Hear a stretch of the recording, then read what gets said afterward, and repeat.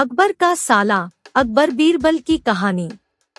अकबर का साला हमेशा से ही बीरबल की जगह लेना चाहता था। अकबर जानते थे कि बीरबल की जगह ले सके ऐसा बुद्धिमान इस संसार में कोई नहीं है। फिर भी जोरू के भाई को वह सीधी ना नहीं बोल सकते थे। ऐसा करके वह अपनी लाडली बेगम की बेरुखी मोल नहीं लेना चाहते थे।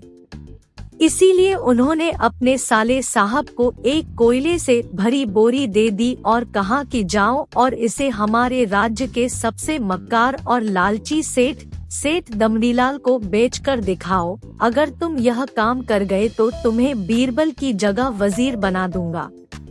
अकबर की इस अजीब शर्त को सुनकर साला अचंभे में पड़ गया। वह कोयले की बोरी लेकर चला तो गया, पर उसे पता था कि वह सेठ किसी की बातों में नहीं आने वाला। ऊपर से वह उल्टा उसे ही चूना लगा देगा।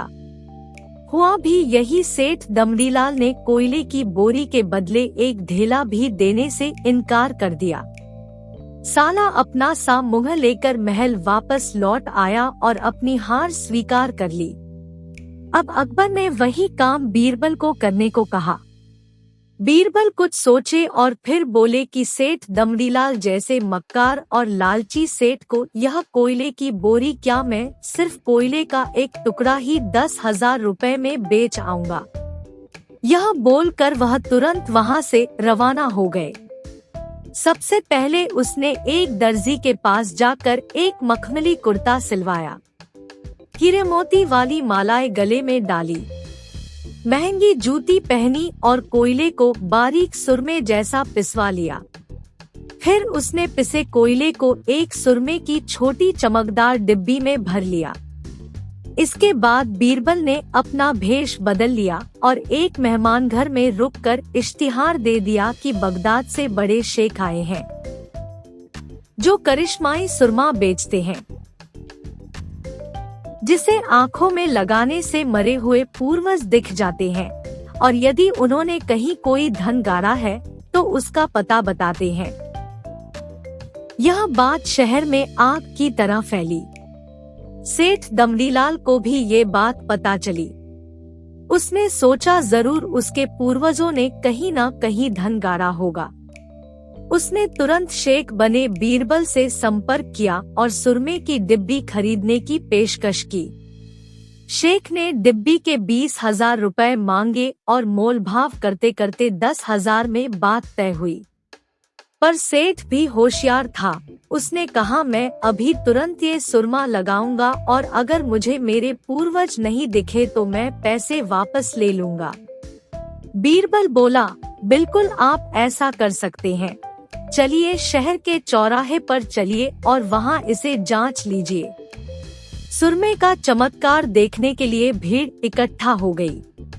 तब बीरबल ने ऊंची आवाज में कहा, ये सेठ अभी ये चमत्कारी सुरमा लगाएंगे और अगर ये उन्हीं की औलाद है जिन्हें ये अपना माँ बाप समझते हैं तो इन्हें इनके पूर्वज दिखाई देंगे और गड़े धन के बारे में बताएंगे। लेकिन अगर आपके माँ बाप में से किसी ने भी बेईमानी की होगी और आप उनकी असल औलाद नहीं होंगे तो आपको कुछ भी नहीं दिखेगा।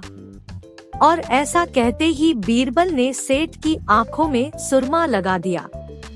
फिर क्या था, सिर खुजाते हुए सेठ ने आंखें खोली। अब दिखना तो कुछ था नहीं, पर सेठ करे भी तो क्या करे। अपनी इज्जत बचाने के लिए सेठ ने 10,000 बीरबल के हाथ थमा दिए और मुंह फुलाते हुए आगे बढ़ गए। बीरबल फौरन अकबर के पास पहुँचे और रुपए थमाते हुए सारी कहानी सुना दी। अकबर का साला बिना कुछ कहे अपने घर लौट गया और अकबर बीरबल एक दूसरे को देखकर मंद मंद मुस्काने लगे। इस किस्से के बाद फिर कभी अकबर के साले ने बीरबल का स्थान नहीं मांगा। इस कहानी से हमें यह सीख मिलती है कि अक्लमंदी और समझदारी से बड़ा काम हाल किया जा सकता है। ऐसी ही अन्य प्रेरणादायक हिंदी कहानियों के लिए हमारे चैनल को सब्सक्राइब करें और बेल आइकन दबाना न भूलें ताकि हर आने वाली वीडियो की नोटिफिकेशन सबसे पहले आप तक पहुंच सके।